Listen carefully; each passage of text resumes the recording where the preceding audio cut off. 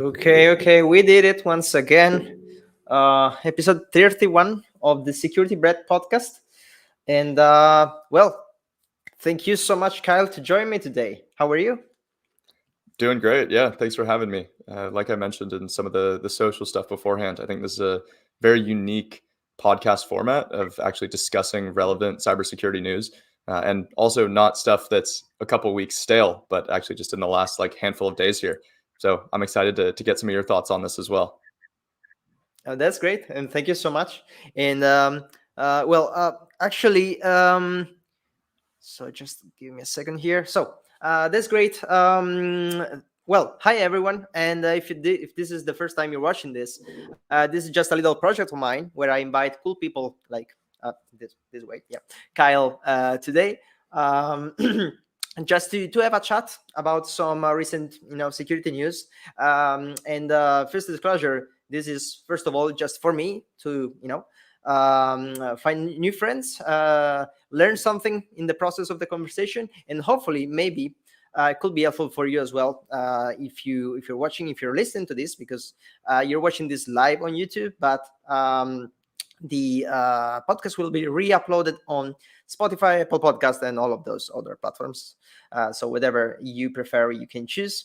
That said, if you're watching this and you like the episode, consider hitting the subscribe button. If you did already, share with a friend. That all is gonna be very, very helpful, and just let me know that it makes sense to make more. So that's it, Kyle. Maybe, just maybe, there's gonna be someone that doesn't know you. So what about you introduce yourself very briefly? Yeah, sure. I'll give the, I guess, more recent history here as well. As far as cyber specific focus, I actually studied cybersecurity back in school, University of Washington. So had an informatics degree with a focus in cybersecurity. It's basically like computer science, but kind of dumbed down a little bit and more focused on how the technology interacts with people rather than just how fast you can make a program run. Worked in cybersecurity consulting for a handful of years afterwards, first at KPMG, where I was doing a lot of security operations, cloud security, DevSecOps, and then pivoted that and went and joined Focal Point, which was a smaller consultancy and was responsible for building the cloud security and DevSecOps practices there. We got acquired by CDW, which was a pretty exciting time for the company, and also just super interesting in kind of the broader cybersecurity landscape. Talk about the relevance of channel sales and the play in terms of integrating cybersecurity services into some of those big providers like CDW. They also acquired Sirius very soon after the Focal Point acquisition. So it's again, exciting time in the company. Pivoted that and went into business school. So I'm pretty close to wrapping up the second year here. Have still been very involved in the whole cybersecurity ecosystem the whole time, and then be jumping into the venture capital side of things after school here. Nice. That's very nice. Actually, it's quite an escalation and quite a few upgrades in there. So congrats. The format is very, very simple. This is the idea. We collected a bunch of news from the last week or so. I'm gonna share my screen with the article themselves. I'm gonna introduce the article itself, and then we'll just have a chat about it. So what about I start sharing my screen? This is the one. That's perfect. Maybe just I want us a little bigger. That's perfect. Okay, so great. First news of today. It's pretty interesting. So this is the thing. Maybe, well, I'm not really a fan of this kind of sport, but if you're into it, there's gonna be the SPA Grand Prix. Basically a Formula One tournament very soon. One of the biggest and most important ones, and just in time, and I don't think this is a coincidence, probably. The company behind the race was actually targeted by a malicious actor, and the way the attack went, it's actually pretty interesting. I think it's something I will not say new, but definitely something particular. what they did was to compromise an individual mailbox. Unfortunately, I don't think we have the details on how they did it, but the point is that they compromised this mailbox, this email address that the Grand Prix was using, and instead of actually targeting the company, that's most of the time what we see, right? Either the attacker is targeting individual people or companies themselves. The thing this time was that let's say that you have access to this mailbox, then you start sending, you as an attacker, I mean, you start sending emails, not internally to the company itself, but actually to the potential customers that are interested in watching the Grand Prix. And basically they were saying something like, oh, you actually won something like a voucher to buy a ticket for the race.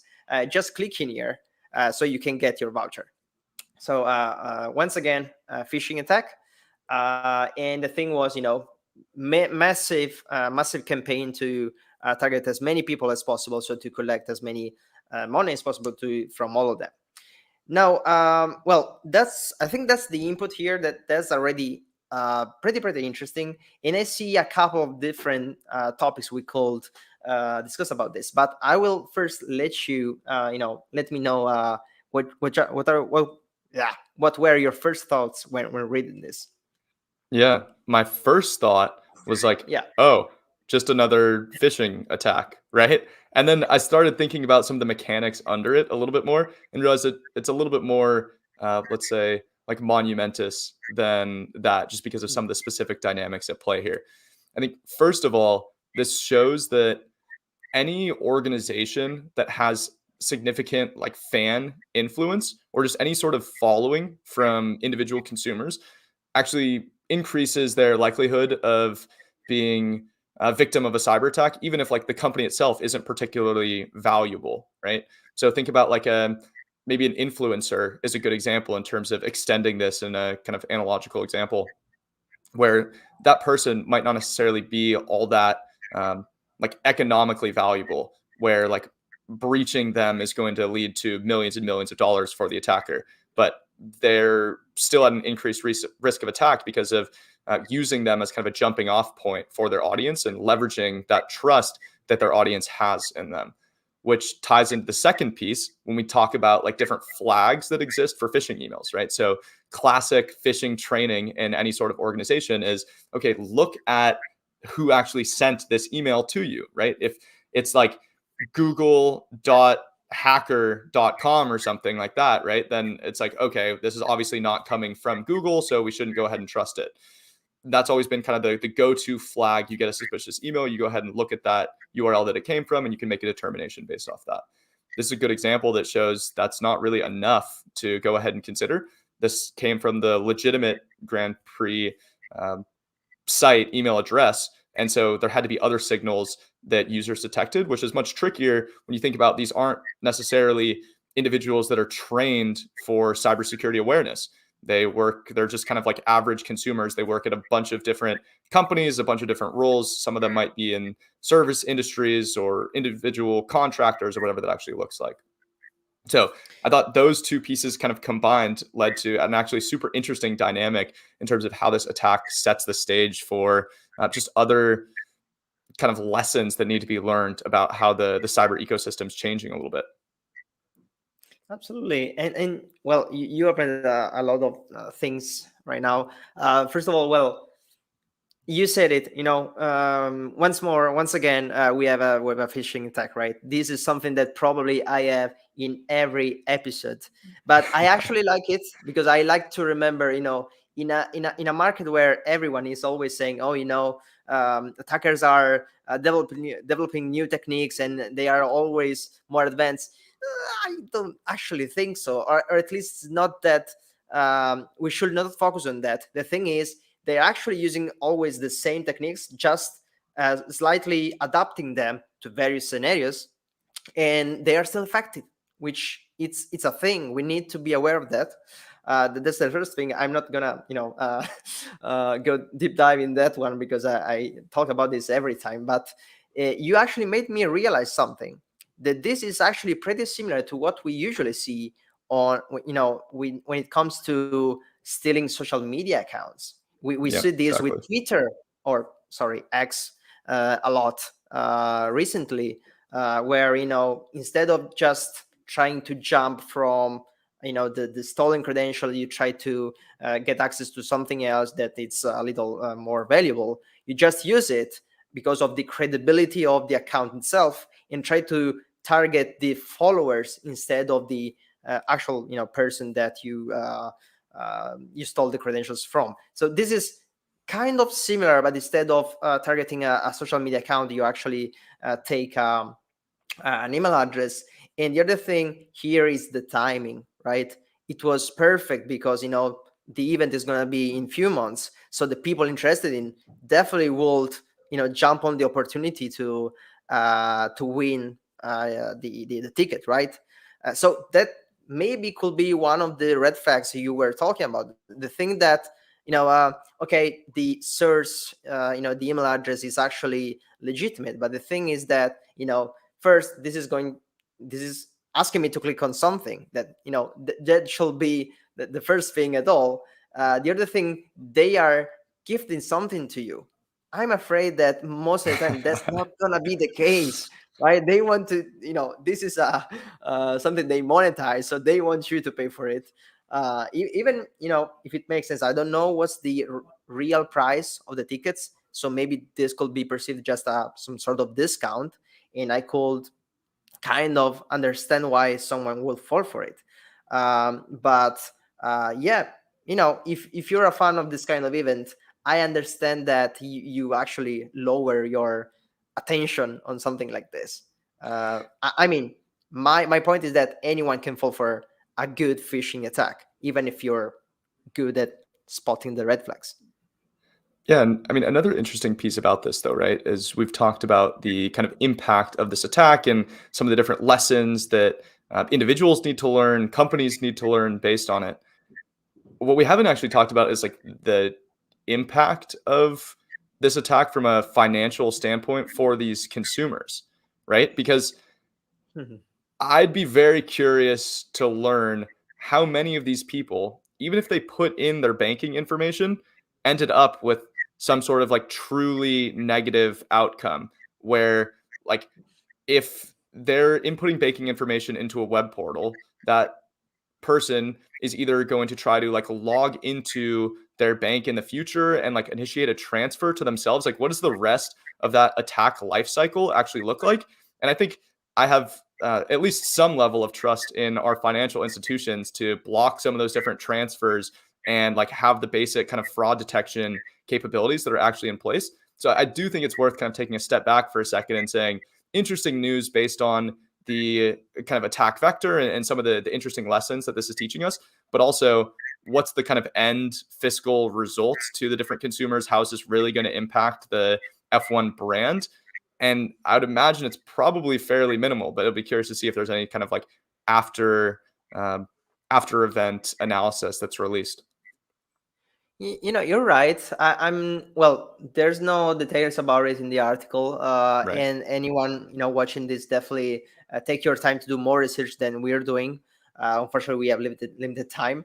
The thing is that, well, I kind of agree with you. I'm not sure how big the impact will be in the end. What I would expect in the worst scenario actually is that the target was actually once again collecting data, right? Because the thing is Sure. that instead of actually trying to steal money from all of those people, if you can just bulkily collect credentials from, I don't know, 1,000 or 10,000 people, and then you sell those credentials without even trying to get access to those you know um, uh, banking information or whatever they were asking, uh, there's a market for that. And most of the time, the thing is that what we see, in terms of malicious actors' businesses, they are kind of silos right now. So I do just the data gathering, I sell the data, and then someone else is gonna try to monetize on top of the data. Maybe, right? This is a guessing, but this is what we see most of the time nowadays. So I'm going to bet on that, let's say, and that's going to be bad for sure. But as you said, is how much money is going to be stolen from a single person. I don't really know. And as you said, at some point, I hope that from the banking side, some fraud prevention mechanism will actually stop at least part of it, right? So Right. yeah, that's actually interesting. So the other thing I was thinking about here, it's about, so we know it's pretty easy to understand why an actor will target this specific email address, right? Because of the timing, because the event is going to be there. What about how did they know about the recipients? So the thing is, for this kind of attack to be successful, of course, you're going to send this to a lot of people. But that means that you also need to know who those a lot of people are, or at Hmm. least have a list of email addresses. And I'm gonna guess that they will not be just random addresses collected from somewhere, but targeted ones that could be interested in this kind of event. So I'm wondering if maybe we don't know, but there's more about this compromise instead of just a single email address that, Hmm. by the way, it's pretty unique. Usually they don't stop at a single email address, right? Um, do you have any thoughts about this or not? Yeah, it's super interesting. I actually hadn't considered that part of like where they were getting the recipient email addresses from. I guess thinking about just like any kind of Outlook um, installation in an environment, right? You have these typically like different group distribution lists. And so maybe it was as simple as like the hacker gained access to the email account. They had a distribution list for like everyone that's signed up for F1. So like official F1 fans that have like opted in to marketing distribution. And maybe if it was like the right person, they would have access to actually email that distribution. So that's kind of like the simplest example that exists there. But to your point, there might be something a little bit more nefarious going on behind the scenes where maybe they actually had access to like some sort of marketing database. If they had access to the email account, maybe they're able to log into like a HubSpot deployment or like Salesforce deployment or something like that as well. Export that whole list of contacts, and all of a sudden you have this completely new vector of data leakage as well, right? So yeah, there's different elements of kind of exposure and ultimately attack impact based on what was compromised within the company, and maybe there are even other impacts to F1 itself, or specifically the like Belgian Grand Prix event, based on what the rest of that compromise actually looked like. Yeah, exactly. That's exactly what I meant, right? I Yeah. mean, at this point, we're just guessing. We have no, hints Right. about anything like this. Just, to be clear. But the thing is,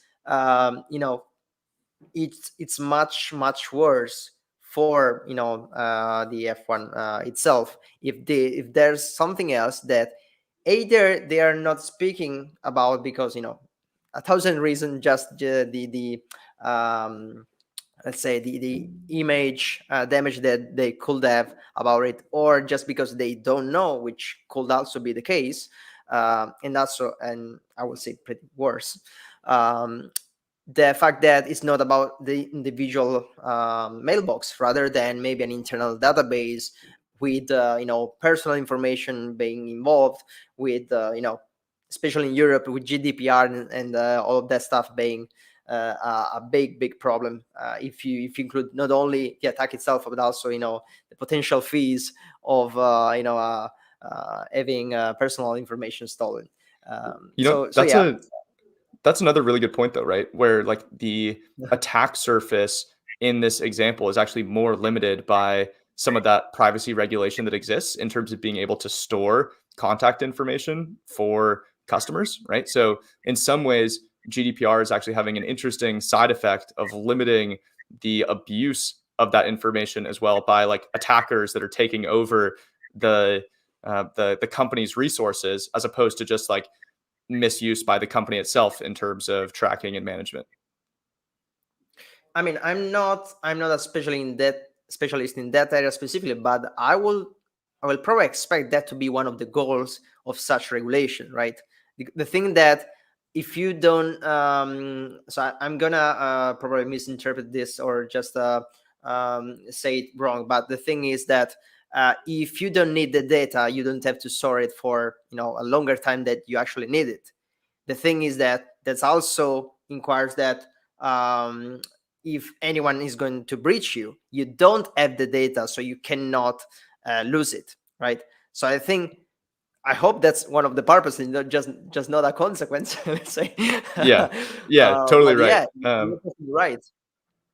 Yeah, totally right, and just interesting to kind of see it come into effect here and kind of that angle. Yeah, absolutely. At least we hope so, right? Once again, we Yeah, were true. just guessing at this point. True. Um, that said, I think it's time to jump to the next news. We need Let's do it. to be quick in this. I say this every time, but all of the articles or the links are going to be in the description. So take your time, read the articles, understand what we didn't understand, and maybe let us know your points, your opinion in a comment here. I will surely get the time to read them all. So let's jump to the next one, which is definitely interesting one. Um, and I'll try to summarize this quickly because I love wired articles because they are long and very detailed, but that also means that I need to summarize it all. um, so this is the thing. There was security research going on from actually a couple of years, starting in 2022, where a team was asked to try to breach, or I would say try to pawn um, technologies used in Las Vegas hotels, right? And that includes everything they use. Any smart object or smart item they have into the rooms. But a few years later, the main outcome of this was actually targeting the smart locks. I don't know how to call them, or just the room locks that usually you use a card or something to enter, right? And it's pretty big, because the thing is that the team actually found actually a combination of two different vulnerabilities. One into the how do they say it? My English today is not helping me. One in the proprietary technology of the vendor selling those kind of locks, and one in the kind of encryption itself used by many other vendors. The combination of these two made it possible for them to, I would say, forge some keys from scratch that not only give you the possibility to enter one room, but you do it once and you can unlock any room, not only from that hotel, but from any hotel using the same kind of technology, right? Which is pretty big, because the vendor itself, there's the number somewhere out there, but it's like providing 3 million doors worldwide. That's pretty big. Inside 13,000 properties in 131 countries. So just to get you the idea of how big it is. So and I want to summarize how they did it, because it's actually pretty interesting. The research team explained that what they did was getting a copy of the software they use to program the locks themselves and the keys. And they are using let's say a device, a machine that they use to write and program these cards. The thing is that they just need one single card of any type, right, for any room. And once they read it, they are able to forge two different cards with two different codes, and those are needed to are needed to be used one after the other to basically get access to any possible room at all. Now, this is so big, I don't know how and where to start, right? So yeah, once again, I'll give you the stage and see what do you have to say about it. Sure. The first piece I'll start with is the impact on this one, since that was kind of the last piece we touched about last time. You're shaking your Crazy. head, but I think I'm going to make a kind of unexpected argument in the other direction, Okay, because I like that. there's some massive numbers that are thrown around in here, right?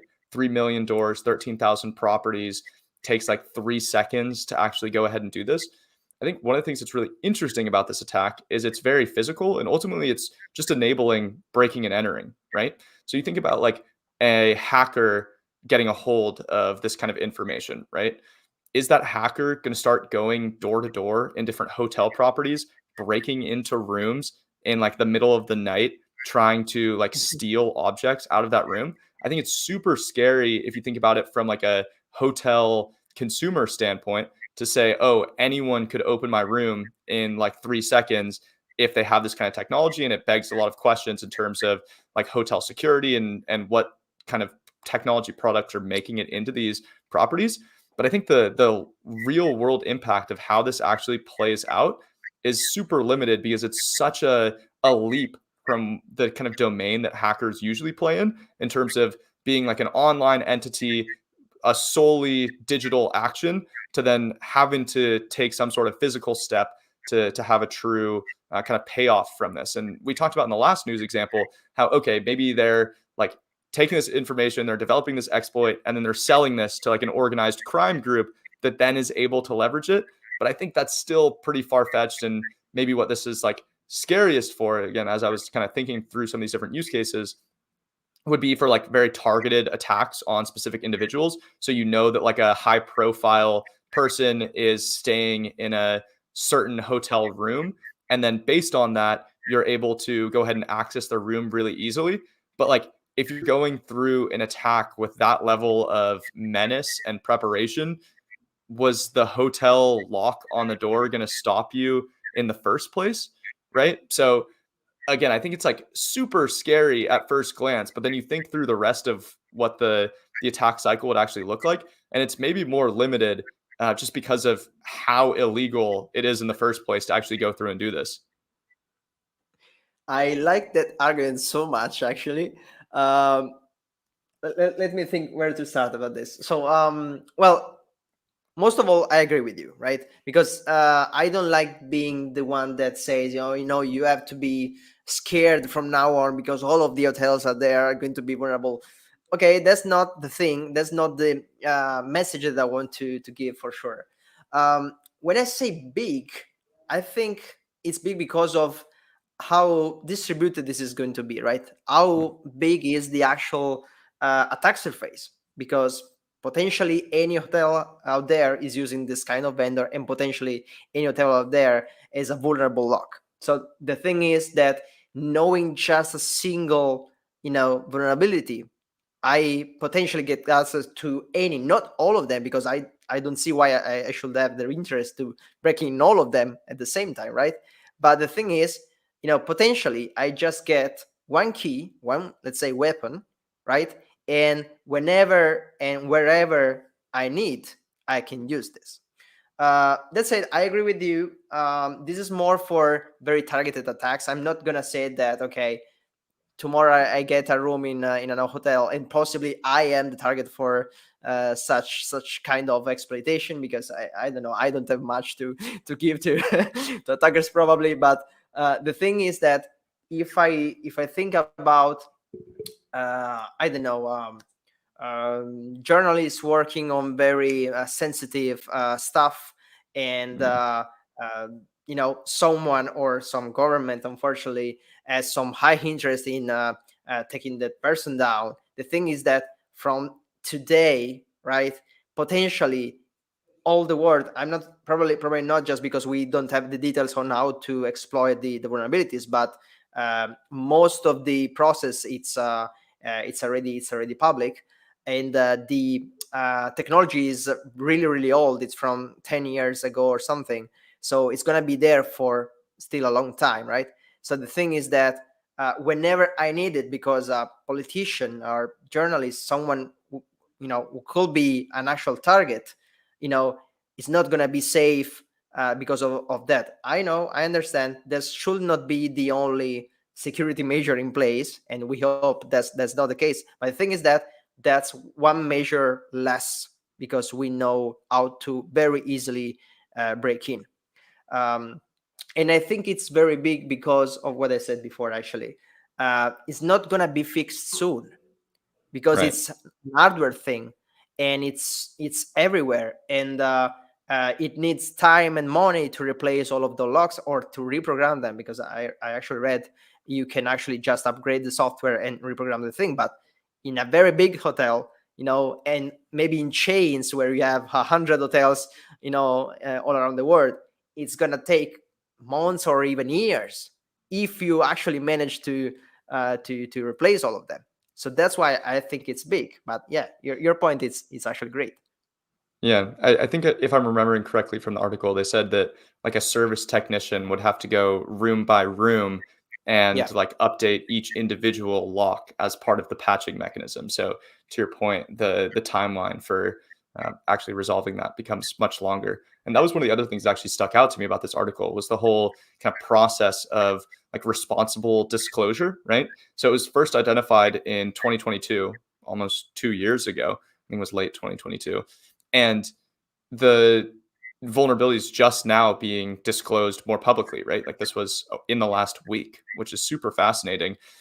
But also, when they're going ahead and disclosing it, they're only releasing limited details in terms of how to actually act on it. So again, compared to like a digital responsible disclosure, where sometimes you might even have like more vulnerability information that's actually included with it, and make like a quick exploitation much more accessible, you still don't have those same kind of details here. So it's almost like this middle ground of, hey, it's been 2 years and you still haven't solved it. You only have like 36% of your devices or something like that that actually have solutions in place.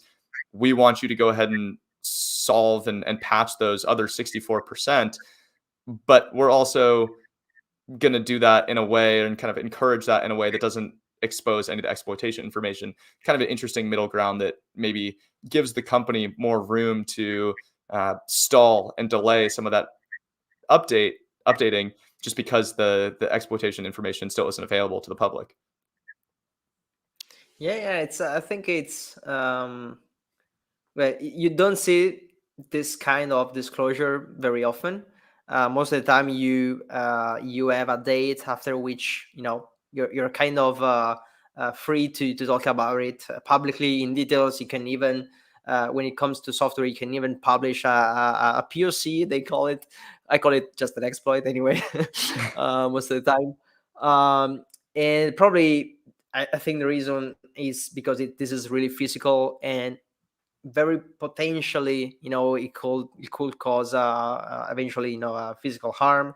So I kind of understand it, but well, we could probably mention something else here, and it's how they manage to find the vulnerabilities, which is actually pretty difficult by itself. It's not like anyone else, because sorry, I'm kind of confusing myself right here, but the point is there could be other locks, other technologies that maybe could also be vulnerable to other vulnerabilities. But just to make you realize how difficult it was in this specific case, what they did was, finding someone which was selling a copy of the software to program Right. the technology, and they reverse engineered the software itself. So they kind of discovered exactly how the software was working and how the proprietary technology was actually being used to program those cards. And just after 2 years, they were able to find a way to find two different vulnerabilities and to chain them together so that they could eventually exploit it. So it's not exactly something that you do from a day to the other. This is not gonna happen very, very often for other similar technologies, I hope. Um, but yeah. So just to clarify, because maybe I misunderstood when I was reading the article, my understanding was they were able to perform the whole exploit back in 2022, and they're just now releasing their information, Mm. as opposed to like it took them the full year and a half to actually develop the exploit. So I'm reading this very fast right now. So in a private event in 2022, a selected group of researchers were invited to hack a hotel room. Blah blah blah. One team spent those days focused on the lock of the rooms.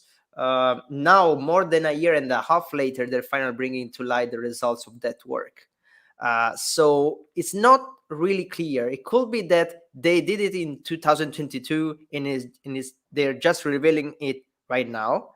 I'm actually not sure, and it will be very interesting to understand this because I actually got that they took 2 years to do it, which maybe it's also too long. Yeah, once again, unfortunately, and this is not the first time.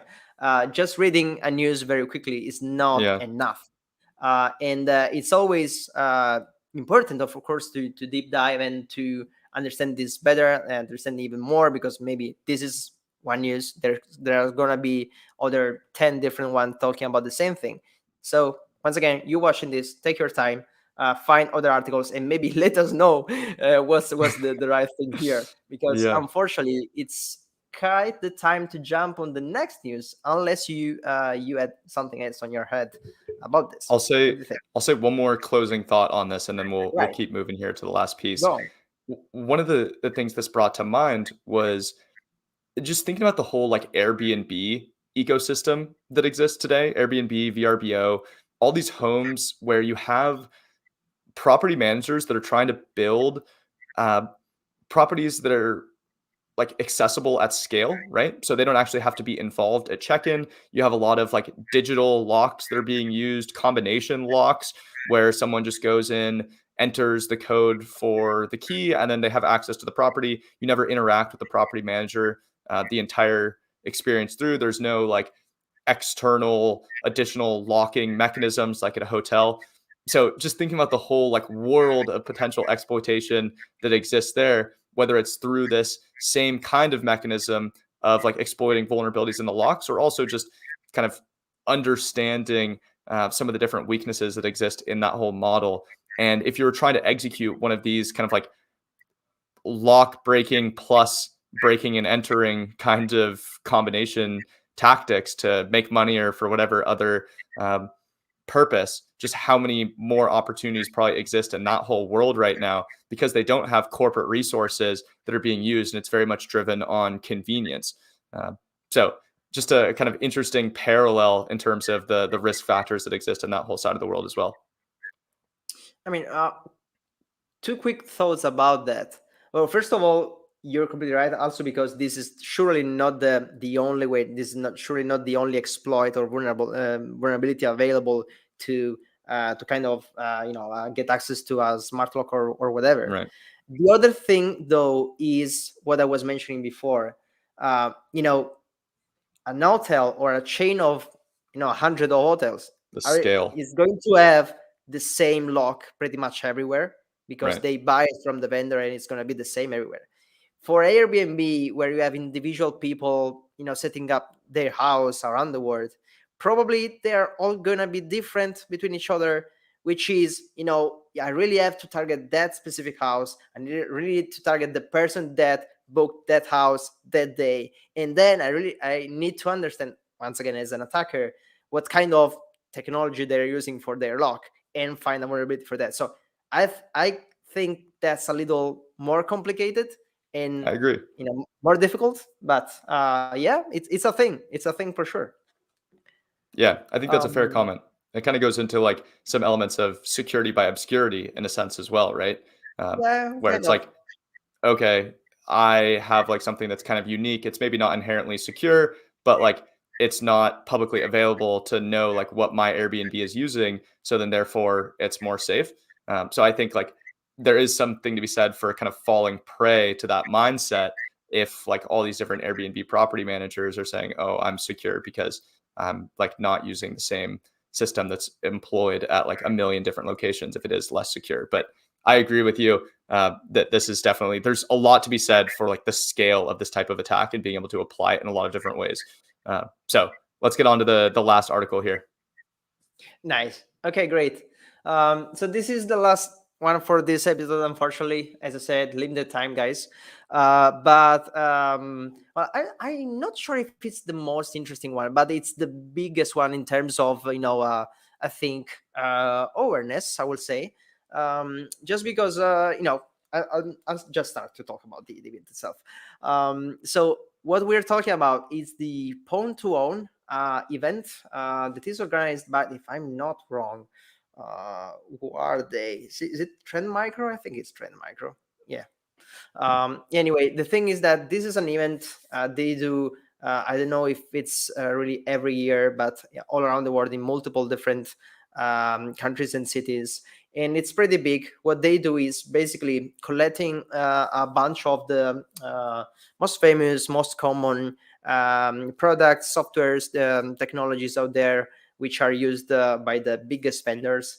And they basically do this big challenge where people or hackers are invited to um, during the time of the event find the vulnerability that could breach that specific product during the event itself. And there are a lot of money prizes involved. In this case, we just had the Pwn2Own Vancouver, where 29 different 0 days were discovered, and more on that in a second. And a total of $1,132,000 were given as prizes to the people playing the game. So the thing is, where to start? The thing is, first of all, I don't think everyone is aware that such things happens around the world, right? That there's some kind of Grand Prix for discovering vulnerabilities in software and hardware. And maybe, even though we mentioned this multiple times in previous episode, that by the way you can recover on the YouTube channel, so go have a look. The thing that what is a 0 day and why it's so bad. So why is this important that those vulnerabilities were found in this event and not somewhere else by someone else? And well, let's start from there. So 0 day is basically, it's actually, I think, pretty simple. It's a vulnerability that is not yet known by the vendor itself of the product, so that the vendor is not being not aware, is not able to fix the vulnerability and fix the issue. And there's all a very big black market for such vulnerabilities, because if you are aware of a big vulnerability for a big software without the vendor being aware and being able to fix it, it means that once again you are able to breach anyone using that same technology. So let's say you have a 0 day for I don't know, Windows or iOS or Android or whatever. It means that anyone with an iPhone, anyone with an Android, anyone with a Windows laptop could potentially be breached with the usage of that vulnerability. And those vulnerabilities can have a cost in the let's say black market, in the darknet specifically, of over $1 million just for a single vulnerability. And of course, they are basically weapons in the wrong hands. Now, this kind of events like the Pwn2Own, that I hope I pronounce it right, but anyway, I'm bad at English, so you know about it. Nice, thank you. It's important because we, the good guys, are finding this kind of issues before, or at the same time the bad guys do, but as we do, the vendors can actually fix them. They actually have I think like 30 days to fix the vulnerabilities before the event organizers can actually publicly speak about the vulnerabilities themselves. I'll stop talking. I just wanted to mention a couple of the softwares that were breached.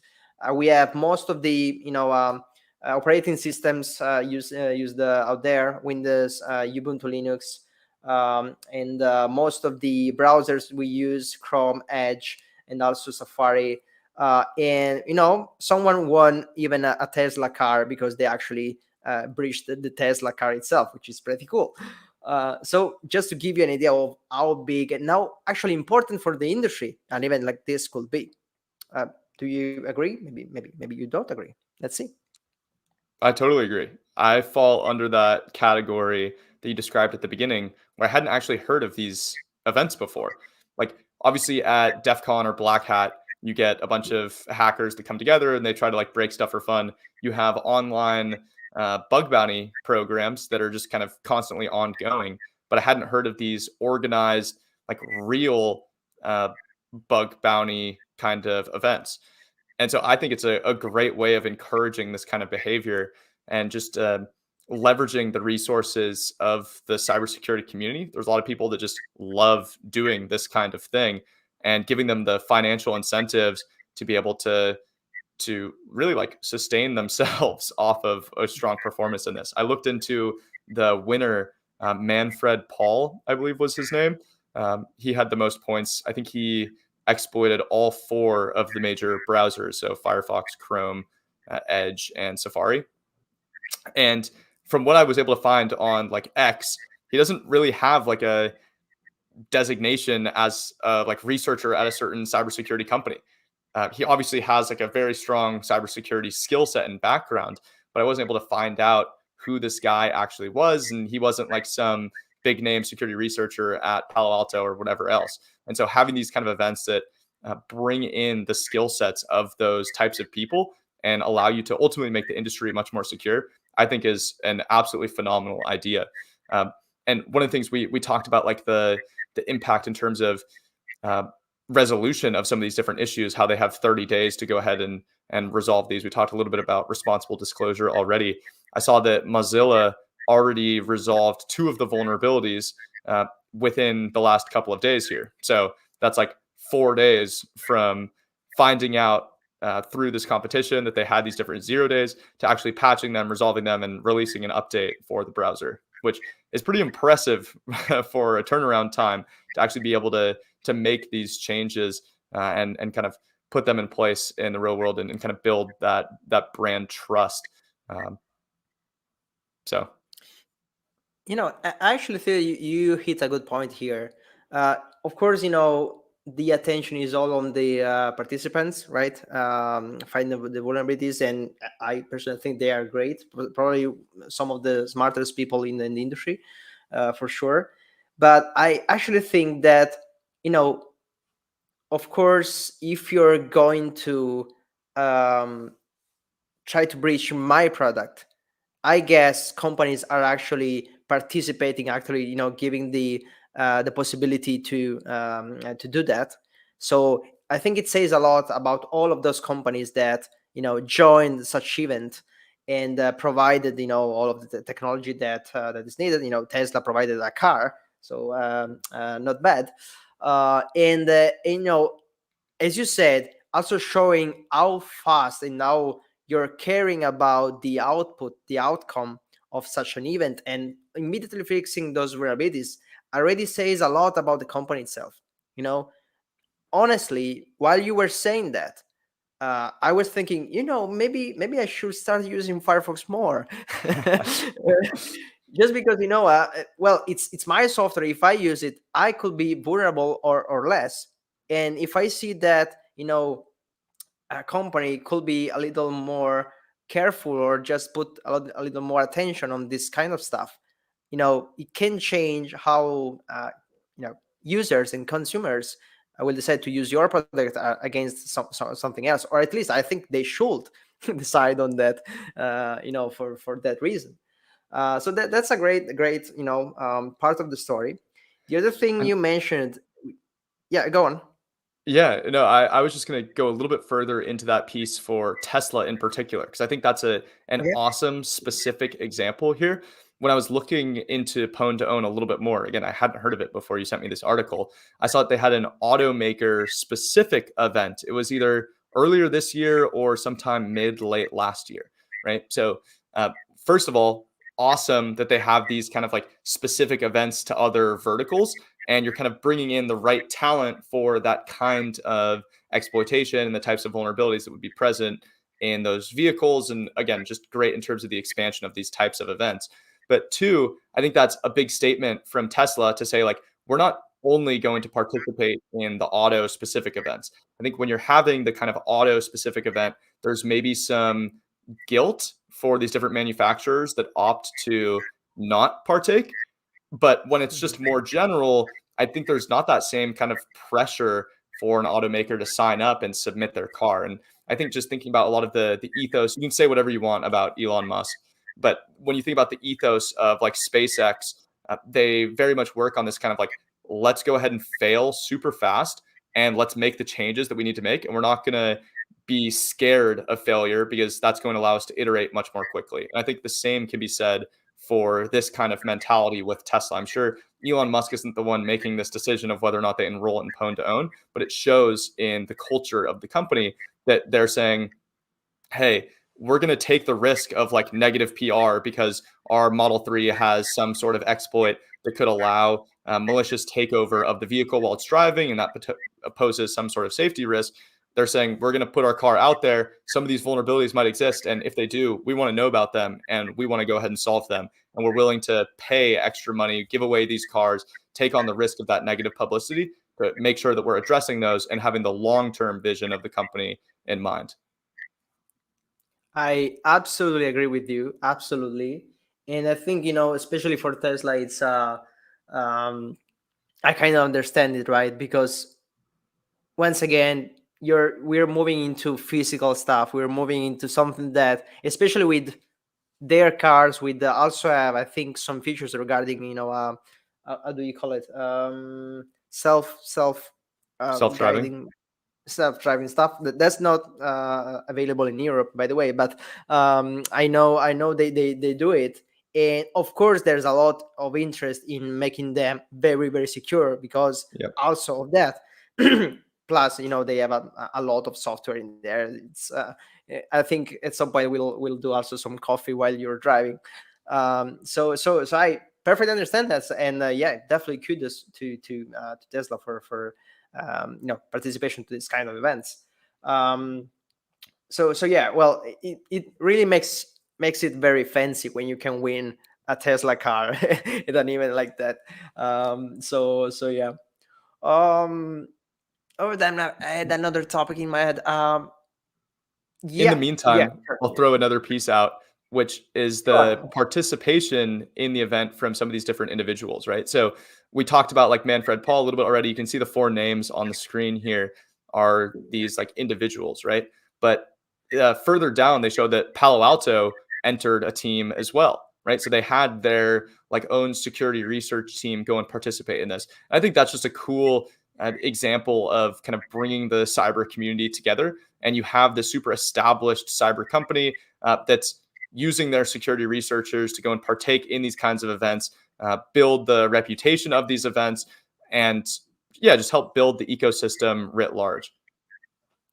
Yeah, I mean, it's I think it's a lot of most of the big, I would say, companies providing services, right, or providing consultancy services, especially.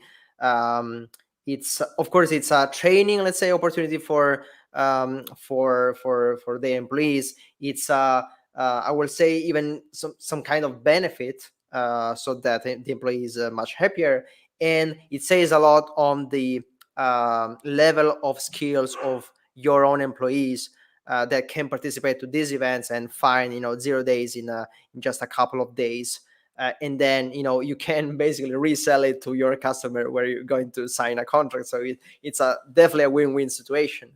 So yeah, I agree, and probably more companies should start doing that.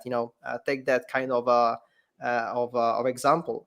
Even though I know it includes some costs. You're losing your employee for 2 days and everything. But yeah, it's everyone is appreciating this. I'm sure about that.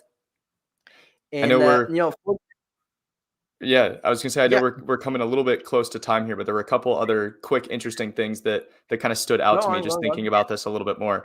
So first of all, thinking about these different vulnerabilities that exist in these browsers, I wonder how many of them are like vulnerabilities that came out of like new features that have been released in the browsers over the last like let's say few months versus they've been kind of existing and just unexploited for like years based on just how the browsers traditionally worked, right? And how much of the kind of exploitability of browsers in particular is a result of just the super fast rate of change and how often new development is being pushed to these browsers. So I don't think we're going to have any insight into that, but I think that changes the perspective a little bit in terms of how you feel about like security of browsers more generally, based on whether it's like, oh, okay, they introduced a new feature, that feature had a vulnerability, now that feature is fixed, as opposed to there's just constantly a laundry list of like hundreds of 0 days that exist in the browser that are just constantly being unpacked year over year. But that ties into the next piece and kind of the final thought I had on this, which was the total number of vulnerabilities that were found over the course of the 2 days, right? So it was 29 vulnerabilities, which seems like a lot. I looked at 2023's number, and 2023 had 58. So exactly double the number of 0 days. I think it's probably a stretch to say that everyone has gotten twice as secure in the last year, but there's something to be said for just like maybe some incremental progress that's being made on all this, and kind of the ongoing value of these types of events, that the vulnerability count is going down, because I would have expected the opposite trend of like, okay, you had 29 0 days last year, that doubled this year as you have more participation, more techniques that have been shown to work in some of these different ways. And so I think there's some positives to take away from that as well.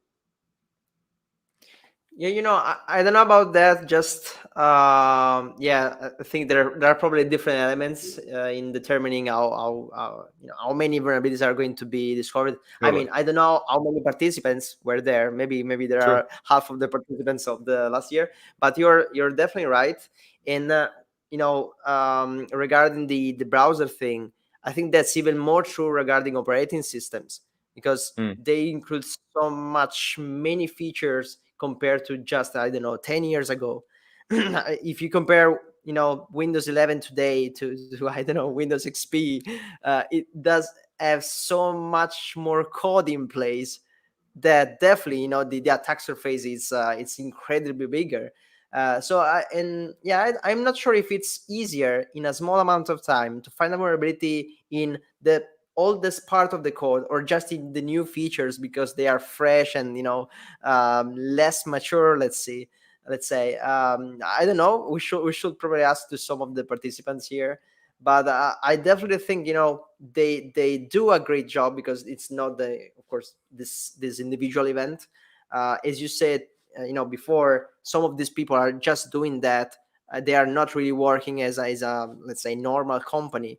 They are just doing bug bounty, finding vulnerabilities, and they are paid just like once a year. But they do enough money to be okay with that. And they don't really have to be an employee or anything, or to have customers. They just do what they love, and they do, does it they do it great. Especially because once again, kudos, because you decide to do it legitimately, and to do let's say like good disclosure, and not actually sell it for maybe a lot more money, but for right. some sketchy businesses. Because that's the thing, right? Unfortunately, even though we see here over $1 million, that's probably the cost of a single good 0 day for a mobile device vulnerability in some sketchy markets out there. So that's a decision you take as a person, that's an ethical decision. You could probably make 10 times more, but you decide, I'm gonna do this. The money is it's not enough, right? You just decide what do you want to get out of it. So kudos to all of the participants. And if anyone watching this someday will decide, maybe this is what I want to do, go for it. It's not probably very simple, so just be aware of that. But if you have if you're willing to put the effort and the study and all of the knowledge that is required, go for it, and we will all appreciate it as an industry, I would say. Um, so actually, we arrived at the end of the episode, and I'm kind of a little sad about it because it's been great, really great, Kyle. I need to thank you so much for this. It was I enjoyed it so much, and that's the thing, right? You mentioned earlier that this is the first time you heard about Pwn2Own. I love that, just because you learn something. I learned a lot just because of maybe your thoughts about the articles, because that maybe that thing was not the first thing I thought while reading it. And I kind of increased immediately the value of just reading a news, just because I did it and I spoke spoke about it live together with you, right? So this is this is it. I think that's enough to make this successful for me. Hopefully you enjoyed it quite as well. Yeah, I totally agree. I mentioned before we even started here, right, that I think this is a super unique format, and I was really excited for it, and it very much lived up to the expectations. To your point, the kind of playing off of one another in terms of the interpretation of the different articles, that came out well with the Grand Prix piece, and thinking about when you mentioned, oh, but how did they get the list of recipients? It's like, oh, I actually hadn't considered that. Like, what potential channels does that take us down? So I think it's a great format. I think it's super healthy, even if it's not like a podcast format, for anyone working in cybersecurity to have this kind of like structure with their coworkers on some sort of regular basis, just to get a chance to discuss relevant current events and hear other people's thoughts on it and have that kind of discourse. So I think it is great that you have made it into this kind of accessible, digestible media format that other people can consume on demand. That's so great. Thank you so much, Kyle. Thank you so much for everyone that has watched this live. You can recover the video on YouTube. You can recover the audio on the other platforms. Consider subscribing to this, because if you want me to annoying Kyle once again for to do another episode, I need to see those subscribers. So you know what to do. Thanks so much, and have a nice day, night, or whatever you are in. Bye, everyone.